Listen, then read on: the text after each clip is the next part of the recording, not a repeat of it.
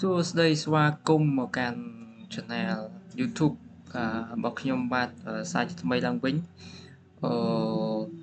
ថ្ងៃនេះគឺចង់ចែកម្លែកតាក់ទងទៅនឹងចំណេះដឹងមួយចំនួនទូចខ្លីទេហើយមិនជាវែងទេហើយបងប្អូនទាំងអស់គ្នាតាក់ទងនឹងប្រធានបទនឹងការ Save Auto នៅក្នុងកម្មវិធី Microsoft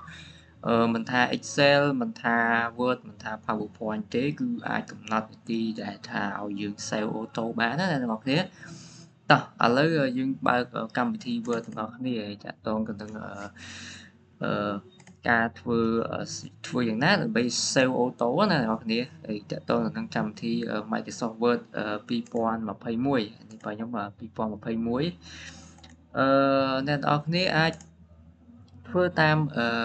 ជំហានដែលខ្ញុំធ្វើបានហើយមិនថា Microsoft ឆ្នាំណាទេគឺធ្វើបានដូចគ្នាឥ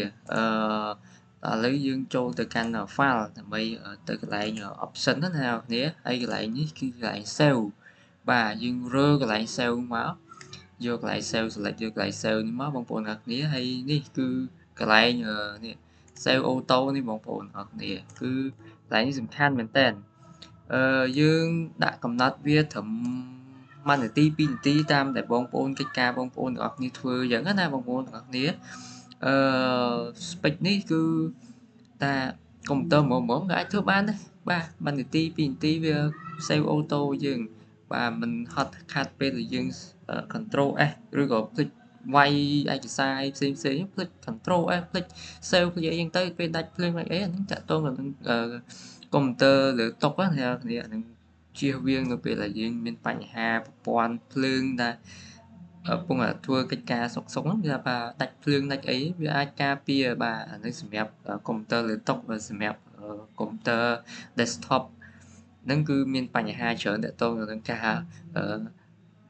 ពេលតែដាច់ភ្លើងវាអត់ save ឲ្យយើងណាអ្នកនរគ្នាដោយសារតែយើងអត់បានកំណត់នាទីឲ្យវាហើយសម្រាប់កុំព្យូទ័រ laptop ដែលកុំព្យូទ័រយួរដៃណាអ្នកនរគ្នាគឺវាអត់សូវជាបញ្ហាបានទេដូចជាមិនសូវជាធ្លាប់ជួបណាអ្នកនរគ្នាព្រោះថាពេលណាដែលចិត្តអស់ថ្មវា alert ដល់យើងហើយយើងដឹងហើយយើងបញ្ចូលភ្លើងយើងអីយើងទៅយើង save យើងអីហ្នឹងទៅតែសម្រាប់កុំព្យូទ័រលើតុវាអត់ដឹងទេយើងប្រើប្រព័ន្ធភ្លើង direct បាទអញ្ចឹងពេលតែដាច់ភ្លើងទៅថាបើអត់បាន save គឺវាយឡើងវិញហ្នឹងទៅឥឡូវកន្លែង save ហើយកន្លែងនេះគឺតែងដាក់1នាទី2នាទីស្រាប់តែកិច្ចការបងប្អូនទាំងគ្នាធ្វើអញ្ចឹងណាបងប្អូនហើយយើងដាក់ទៅបាទ1នាទីអញ្ចឹងទៅហើយអូខេគឺបាទយើងវាយអញ្ចឹងទៅយើងចាប់ផ្ដាច់ភ្លើងភ្លឹបបើកមកវិញចូលកម្មវិធី Word មកវិញគឺឯកសារដូចដដែលអាហ្នឹងសម្រាប់កុំព្យូទ័រលើតុបងប្អូនគ្នាបាទវីដេអូនេះមានតែប៉ុណ្្នឹងទេសូមអរគុណអរគ្នាដែលបានចាយពេលមកទស្សនានៅវីដេអូនេះហើយវីដេអូនេះមិនជាថ្មីទេគឺវីដេអូចែកម្លែកមានអ្នកខ្លះគាត់ចែកម្លែកមកជាយូរមកហើយអញ្ចឹងដែលបងប្អូនមួយចំនួនទូចដែលគាត់អត់ទាន់បានដឹងណាហើយអាចមើលវីដេអូនេះបានហើយអនុវត្តរបស់គ្នាបាទអរគុណច្រើន